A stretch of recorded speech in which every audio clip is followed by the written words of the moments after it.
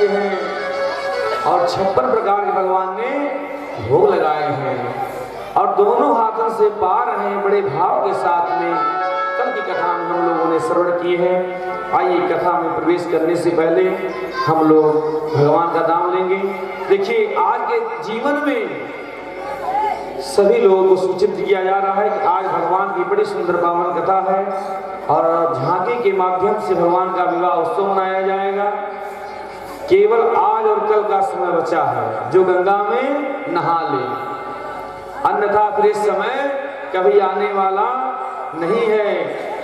बहुत से जन्मों का जब भाग उदय होता है, कई जन्मों के पुण्य उदय होता है, तब ऐसी कथा श्रवण करने का अवसर लाभ मिलता है। और आइए कथा में प्रवेश करने से पहले भगवान का हम लोग सभी लोग नाम लेंगे। मिलती है प्रभु कथा की संगत कभी कभी, मिलती है प्रभु कथा की संगत कभी कभी, मिलती है प्रभु कथा की संगत कभी कभी, मिलती है प्रभु कथा की संगत कभी कभी, मिलती है प्रभु कथा की संगत कभी कभी।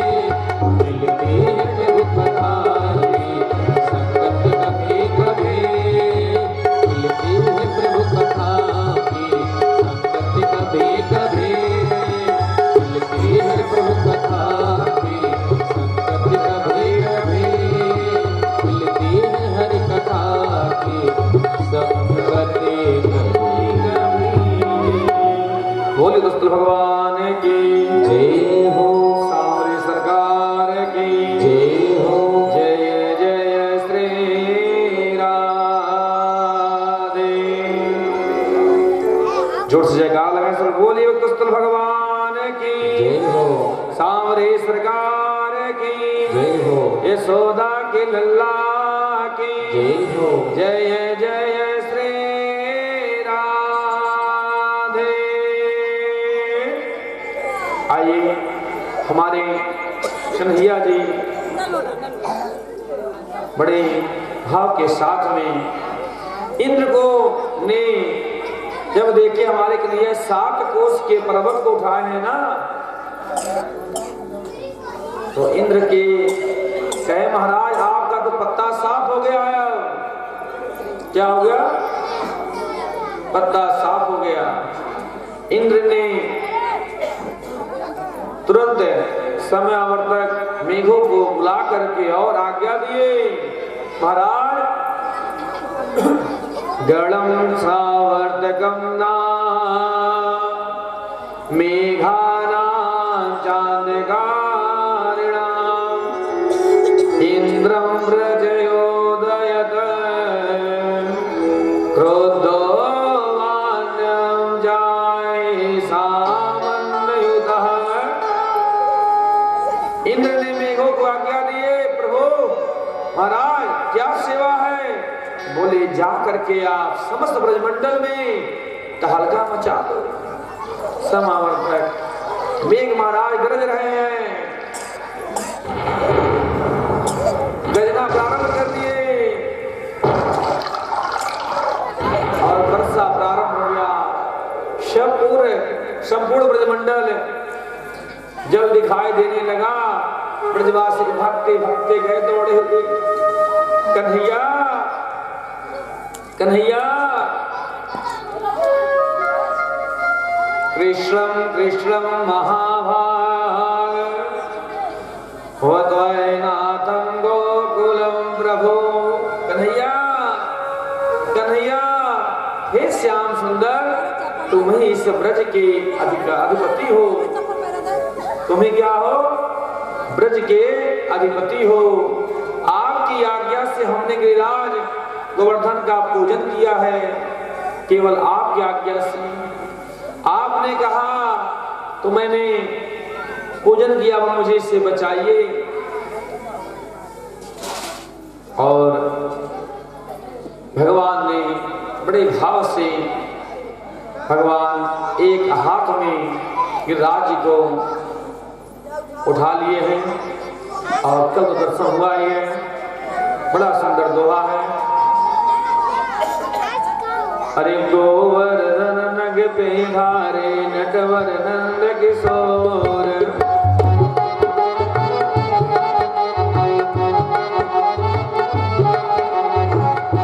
पहर पहर पहरा रहे पीतांबर की चोर।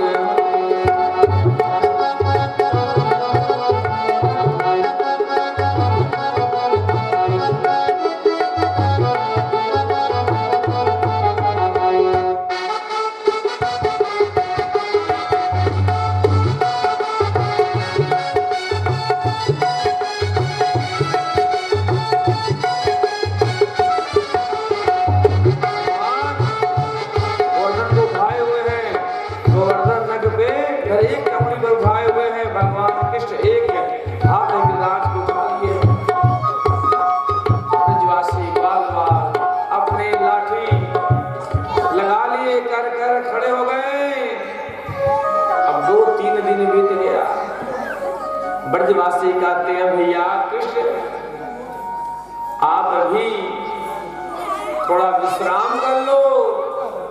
क्या कर लो? विश्राम। अभी थोड़ा सा छोटे लाला हो ना, हम लोग भी लठिया लगाए हुए हैं। भगवान मुस्कुरा रहे हैं।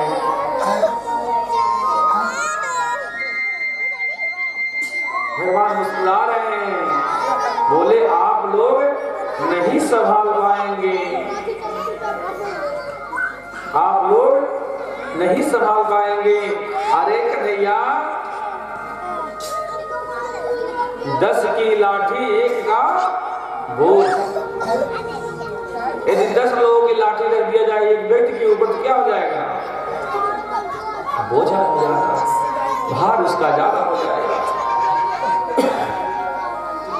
कन्हैया थोड़ा सा विश्राम कर लो। भगवान सोचने लगे हैं, क्या आप संभाल सकते हो? हाँ, ब्रजवासी बोले हाँ हाँ, अरे हम लोग संभाल लेंगे। क्यों रे दाने के, तू क्या समझ रखे हो? का तूने ही सबरे गिरिराज को उठा लिया है? अरे भगवान ने कहा फिर संभालना। इतना कह करके भगवान ने जरा सा हटाए, सो लठिया तड़ातड़ चटातड़ तड़ातड़ चटाचट सब टूट गई। अरे बचाओ कन्हैया, बचाओ बचाओ, सब पूरे भयभीत हो गए। भगवान ने फिर गिरिराज को संभाल लिए और गिरिराज ने हमें एक बोले कन्हैया मंत्र दिए हैं। बोले हो क्या? थोड़ा बचपन से हमने माखन मिस्त्री की चोरी किया करते थे ना, माखन मिस्त्री का, और इसीलिए ना जब आप लोग मुझे देख रहे थे तो आप लोगों का हम बल को चुरा ली, शक्ति चुरा ली। हाँ कन्हैया, तभी तो हमें ना पता चले कैसे हमारी शक्ति कमजोर हो गई। अच्छा, अब आप तो चोरी करवे, तो अब आप बल की भी चोरी करते हो। मेरे कन्हैया 7 दिन तक, कितने दिन तक? 7 दिन तक उठाए रहे गिरिराज जी को। 7 कोस के लंबे चौड़े मेरे गिरिराज जी को भगवान ने उठाए रहे। और क्या भागवत की कथा नहीं है, अन्य पुराणों में मिलता है कि एक बार जब दशरथ जी लंका से विजय करके आए हुए हैं, विजय करके आए हैं, तो मैया कहती हैं कि कोई ढंग का भोजन करने वाला ब्राह्मण नहीं आते हैं, ढंग के भोजन करने वाले ब्राह्मण नहीं आते। आजकल के पंडित लोग कितना खाते हैं ब्राह्मण देवता? बस 1 से 2 पूड़ी खाते हैं। बोले देवी, कभी ऐसे ब्राह्मण आ जाएंगे ना तो आप किसान हो जाओगे।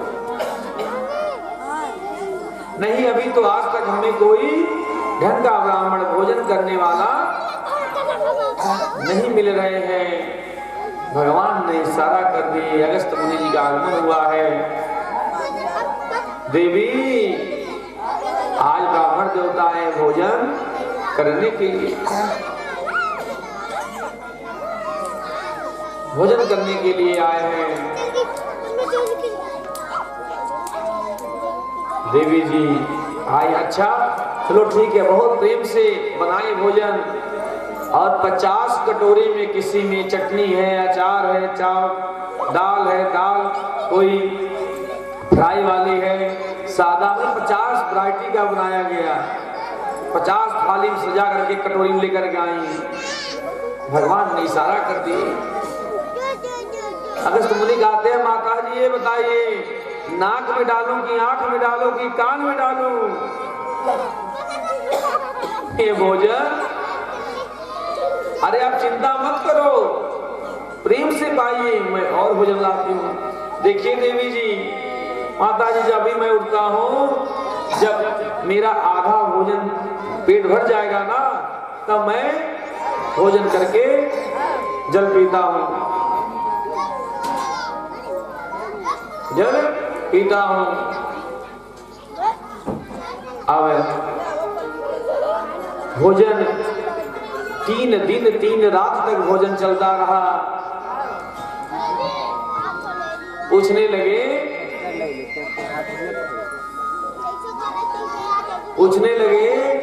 पानी लाओ। अरे अभी तो मेरा आधा पेट ही नहीं हुआ, कैसे मैं पानी पीऊंगा? क्या था? कह रहे नहीं नहीं, आप प्रेम से पाइए भोजन महाराज जी, प्रेम से भोजन पाइए आप। भगवान भोजन अगस्त मुनि पा रहे हैं। अब 11 दिन तक भोजन चलता रहा निरंतर। रिद्धि सिद्धि 9 निधियां आ गई। गणेश जी पूड़ी छान रहे हैं, निरंतर भोजन चल रहा है। अब आज माता जी कहती है, ना जाने कहां से देवता आ गए हैं। अब भगवान देखिए 9 निधियां, माता जी आटा गूंथते गूंथते परेशान हो गई, पसीना पसीना हो गया। तो भगवान ने इशारा किया अगस्त्य मुनि जी को। 18वें दिन थोड़ा डकार लिए, हाँ मेरा भोजन हो गया पूर्ण। जैसे डकार लिए भोजन पूर्ण हो गया, बोले अब आपका तो 2-4 घड़ा से तो पानी काम चलेगा नहीं, अब आइएगा द्वापर में आपको जल पिलाएंगे। ब्रजमंडल को शेषनाग ने चारों तरफ से घेर लिए हैं और अगस्त्य मुनि जो है जलपान कर रहे हैं। अगस्त्य मुनि जलपान कर रहे हैं।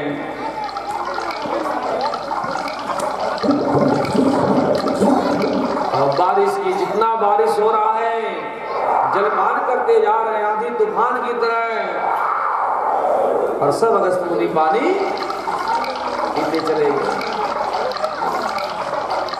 इसी प्रकार से और इंद्र कहते हैं, जरा जाकर के देखो तो ब्रजमंडल में क्या समाचार है। देख करके आए हैं, कहे बोले महाराज ब्रजमंडल में तो धूल उड़ रहा है, ब्रजमंडल में तो धूल उड़ रहा है।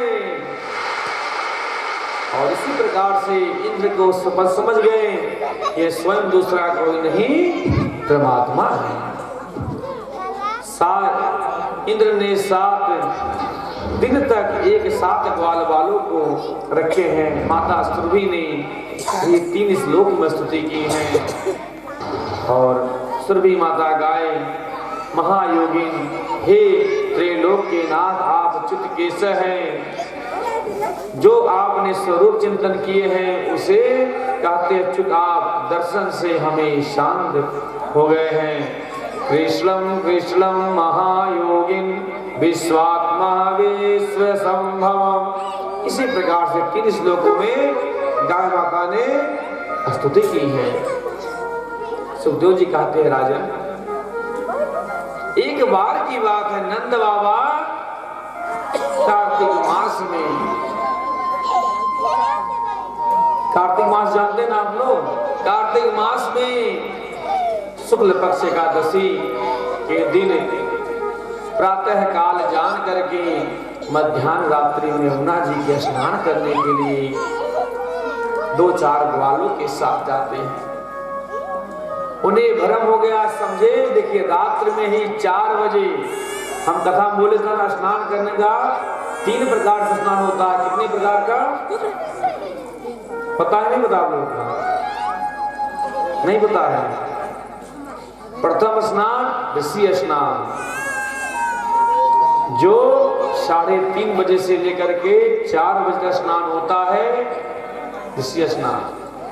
मनुष्य स्नान होता है सूर्य उदय के 1 सेकंड पहले, कितना, उसे मनुष्य स्नान कहते हैं। जो सूर्य उदय के बाद स्नान करते हैं ना, उनको क्या कहते हैं, राक्षस स्नान। क्या बोलते उसे, राक्षस स्नान। तो आप लोग कौन सा स्नान करते हैं, मनुष्य स्नान।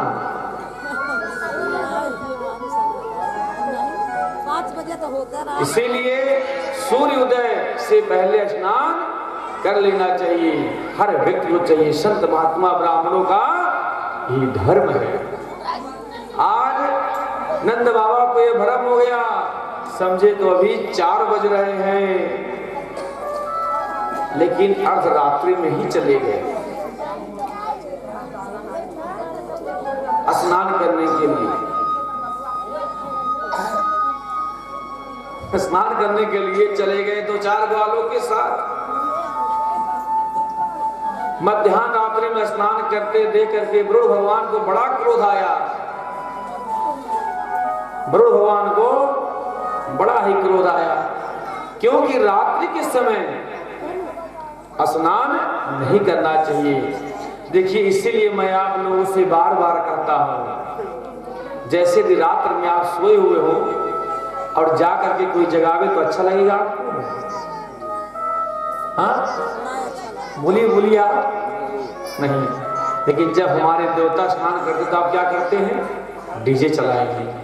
जब देवता हमारे सोते हैं तो भजन गाते हैं आप लोग। यदि वही कार्य हम लोग आपके साथ कोई आप लड़का करता है तो कहते दुराचारी पुत्र हो गया है। अरे महाराज जी, हमारा पुत्र तो सम्मान नहीं करता है। जैसे हम लोग रोज स्नान करते हैं, शैम्पू क्या लगाते हैं ना, सोचते हैं भैया कौन सी बढ़िया से बढ़िया साबुन लगावें, कौन से बढ़िया बढ़िया क्रीम लगावें। दुकान पर जाते भैया थोड़ा सा बढ़िया अच्छा वाला क्रीम दीजिए, तो हिमालय कंपनी का, डब कंपनी का, थोड़ा काले से गोरे हो जाएंगे ना, बड़ा सुंदर दिखाई देंगे। उसी प्रकार से भगवान प्रति भाव रखना चाहिए। उनके लिए इत्र, पुष्प, फल की व्यवस्था होनी चाहिए। जैसे हम सोते हैं वैसे देवताओं का शयन होता है। कभी आप लोग अयोध्या गए नहीं गए? कभी आप लोग अयोध्या गए ना? वहां पर 12 बजे से लेकर के 3 बजे तक, किसी स्थान पर 2 बजे तक सभी मंदिरें दरवाजा बंद, क्योंकि देवताएं शयन करते हैं। और आप लोग क्या करते हैं?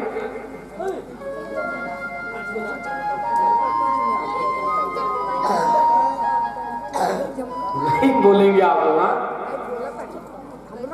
देखिए, उसी प्रकार से ना ये सब प्रायश्चित दोष लगता है। यही सब त्रुटियां हैं। हम सोते हैं तो क्या भगवान हमारे नहीं सोते हैं? उनका भी तो शयन का समय है। साधु बाबा का बैठा, हाँ, साधु बाबा का बैठा गइल बाटे। और उसी प्रकार से भगवान भी सोते हैं। उनकी शयन का समय होता है, उनको स्नान कराया जाता है, चंदन त्याग लगाया जाता है, और फिर जैसे हम भोजन करते हैं फिर भगवान के लिए प्रसाद बना करके भोग लगाया जाता है। इसीलिए शास्त्रों में लिखा गया है कि कथा का समय सूर्योदय से लेकर के केवल 12 बजे तक चले।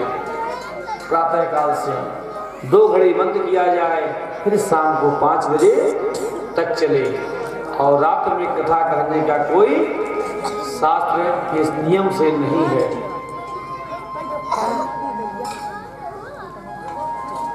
क्योंकि उतने समय देवता लोग शयन करते हैं।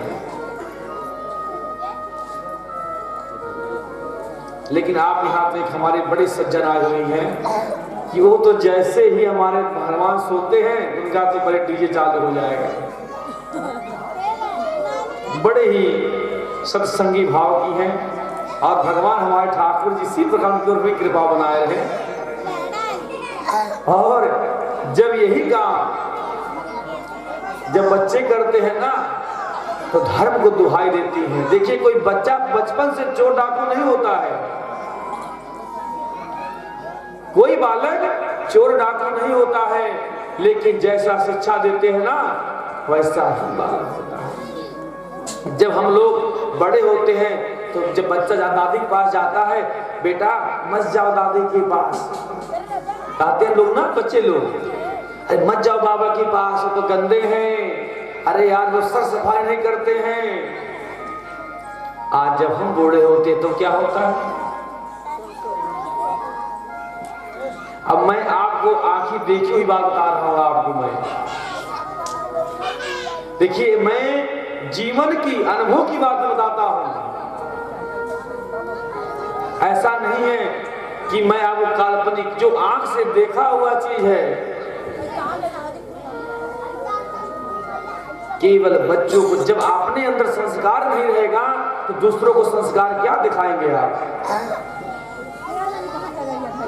अब मैं ही आपसे पता नहीं